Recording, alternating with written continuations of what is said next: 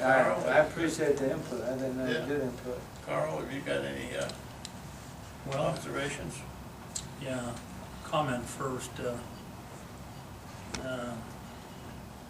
I think Dave I think he was a real asset getting in our group, because as we finished, every time he had an additional question or two that really related to the subject. So I think he did a great job there. I obviously wasn't with the rest of them. I would expect everybody did somewhat similar, but I just thought I'd compliment you on that. Yeah, I kind of feel the same as the last gentleman. I think that I think we have an opportunity. Well, we have some good candidates in the first place, but I think we have an opportunity to do some good things for the community and for the water district. One of the candidates, and I don't know, we're going to mention names, or I'm not going to mention scores. I'm just going to mention names. Yeah, I think you can certainly mention it. Yeah. Mr. Brown, I think, for example, has, and I think that might have been one of the ones you were referring to. Has a lot of, he has there's a lot. He has engineer's degrees, but in addition to that, a tremendous amount of other experience. He also has a master's degree in administration, which I think is very important, because I think it does two things. He understands water, obviously, because he's worked with many really large organizations, and it wasn't just one or two. I think he mentioned one or two, but it's more than that. And rose to almost the very top of the ladder in the state of Utah as far as the water is concerned. And he obviously has all the assets I think you'd be looking for in a good leader, and I think he interviewed extremely well. I think the other one that I was impressed with was Mr. Robinson, and I think that he definitely has a lot of experience working in water. There's no doubt about it, and somewhat of a local because he's worked in the Vegas area and down in the Milwaukee area in some high-level jobs. One of the things that he doesn't have that the first gentleman I was talking about is he does have a fairly good educational level, but he has a business management finance course, but he doesn't list anywhere near the technical training. He doesn't have the engineering. He doesn't have the administrative,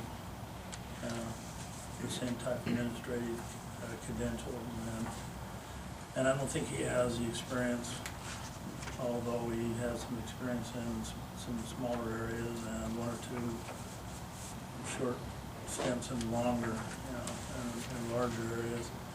I think that he's close, but I think that in my mind, Mr. Brown, because of the tremendous amount of experience he's had at a very top level and in a lot of different areas within the water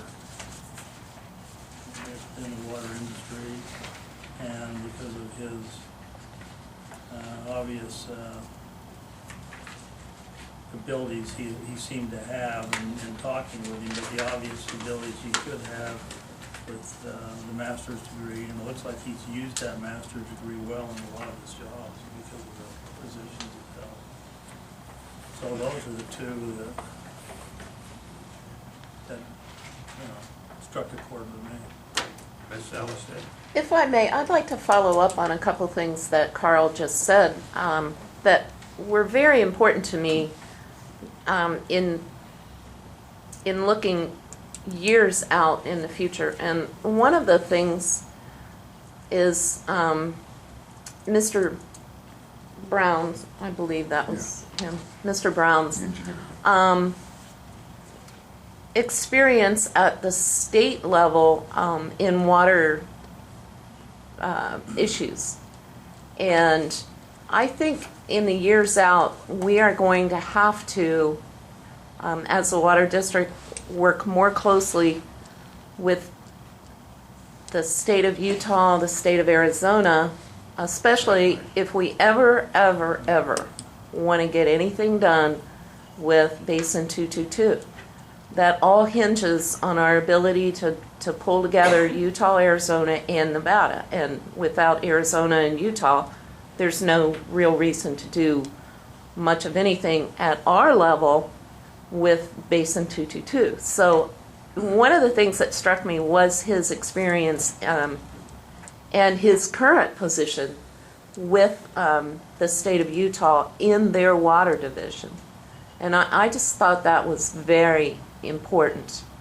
I think even, and I think at that level, I don't know how much contact he would have had with his counterparts at the state of Nevada, but he certainly, understands that world, I think, more than the other candidates did, and that really struck me.